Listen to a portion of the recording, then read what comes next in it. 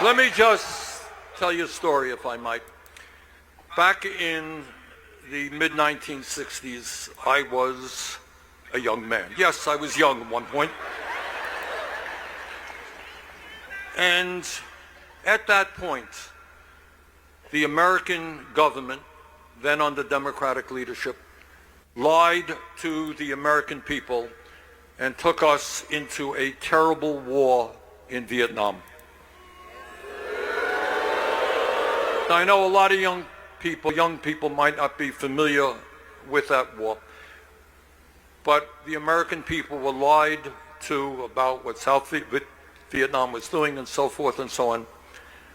And we went into that war. In that war, 58,000 young Americans died and over 300,000 were wounded.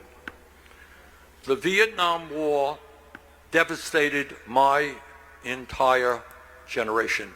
It will never leave my mind, because those were my friends, people my age who went off to Vietnam. My wife had a couple of good friends, went off to Vietnam, never came back. And for those who came back, it's not just 300,000 who were wounded.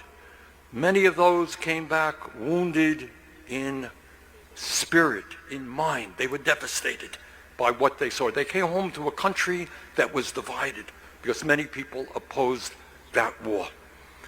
And that war not only caused so many American casualties, it killed millions of Vietnamese, and it brought instability to that entire region. And the result of that is a crazy group of people called the Khmer Rouge rose to power in Cambodia and waged a genocide in Cambodia, which killed over 2 million Cambodians.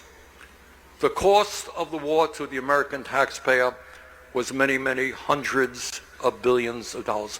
In other words, a lie caused massive, horrible death and suffering.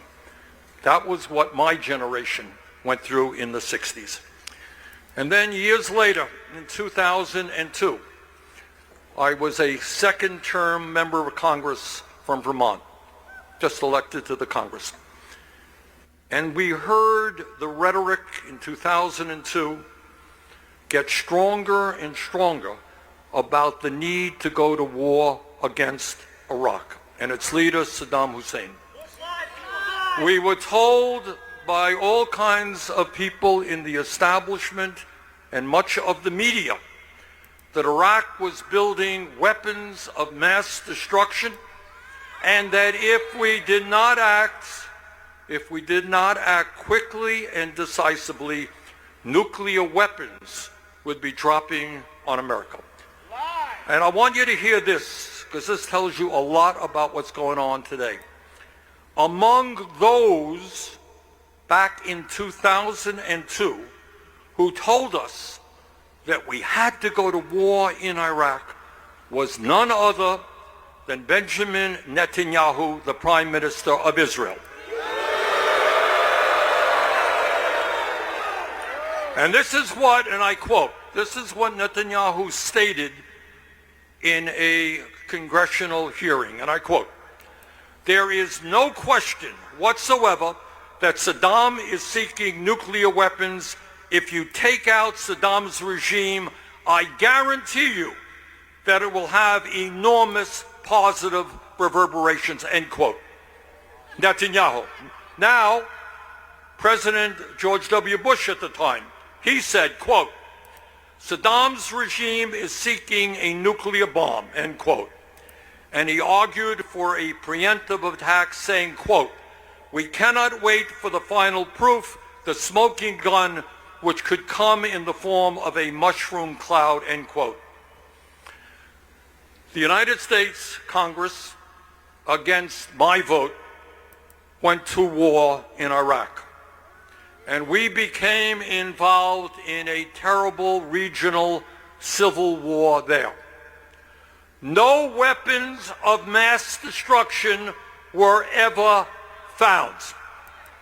That war was based on a lie.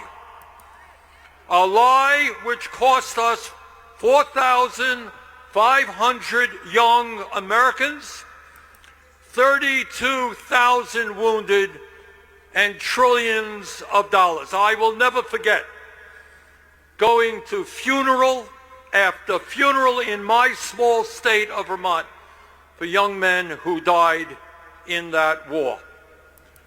As a result of the war, the entire region was destabilized. Hundreds of thousands of Iraqis also died in that war.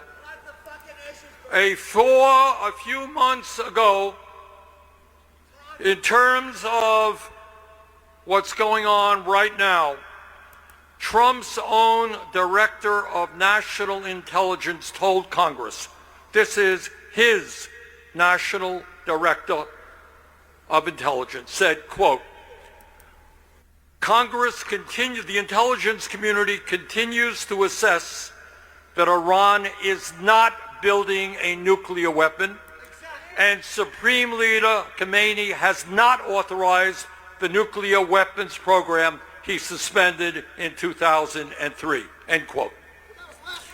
The Netanyahu government of Israel started this war with an unprovoked attack against Iran. This is the same government